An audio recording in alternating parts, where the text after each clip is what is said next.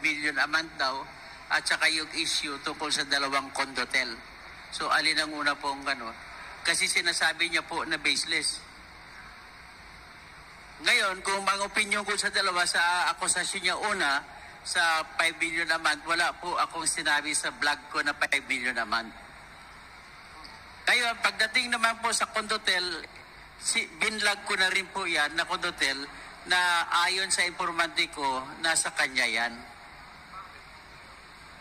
Kaya tinatayuan po namin ito, Your Honors, na totoo po ang aming nakuha na kinwento ng aming tinatawag na informante.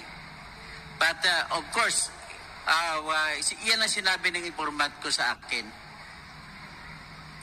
At ang isa sa mga informante ko dito ay nag-identify niya sa sarili niya as isa siya sa malapit na